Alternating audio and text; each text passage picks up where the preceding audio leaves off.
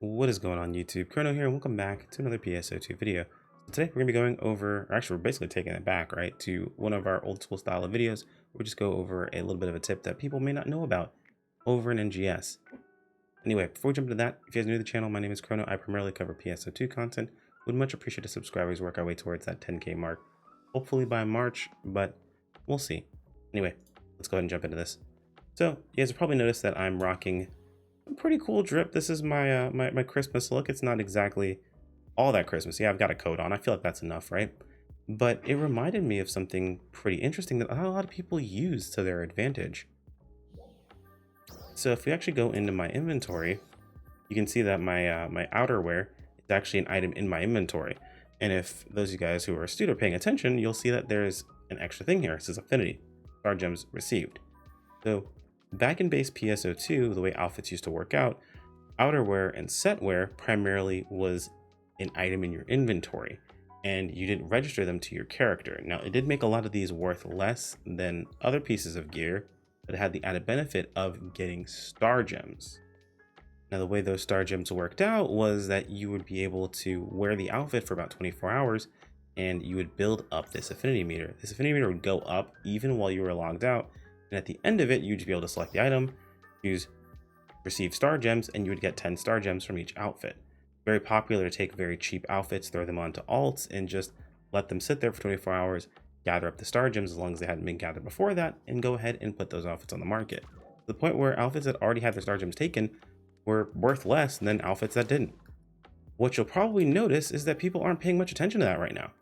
So if we look at the current Christmas scratch, now I'll be honest, this is actually a pretty bad example of this process. Now, a lot of the other scratches that had memory stuff, people kind of prefer what we have. I think honestly, the Christmas outfits from the Rewind collection for Type 2 more than the Christmas outfits from the Rewind collection from Type 2 for base game.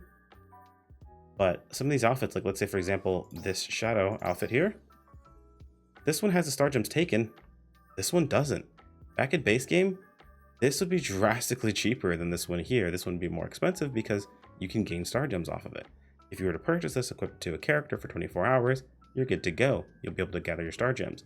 And again, it's very common to just toss this on alts and gather them once every 24 hours.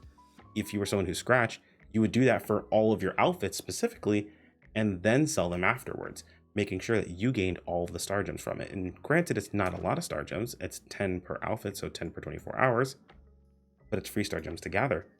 And if you're paying attention and other people aren't, let's say for example here, 120 or 112k, like it's unprecedented to have so many outfits that people just aren't really looking at the star gem amount for. Like people aren't equipping them, they're not gathering their extra star gems. Now these outfits are a little higher, right? They're looking at about 100k. Realistically, you want something a little bit lower, but these are just free star gems for the taking.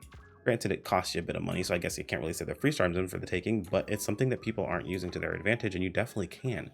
So if you're someone who scratches and you want to make a little bit of extra star gems along the way, equip the outfits to some alts, go and toss them on the market afterwards. People aren't paying attention to the star gems amount anyway.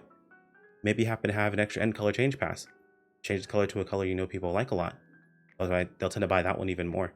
A lot of these outfits aren't really popular because they're base game outfits, meaning they're base game body types, and a lot of people don't have much to go with base game body types.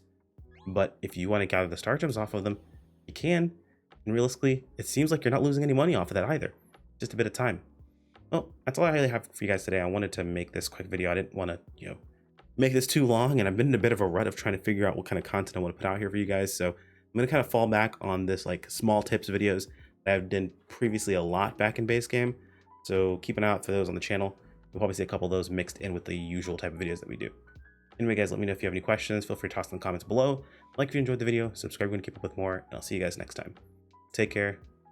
Peace out.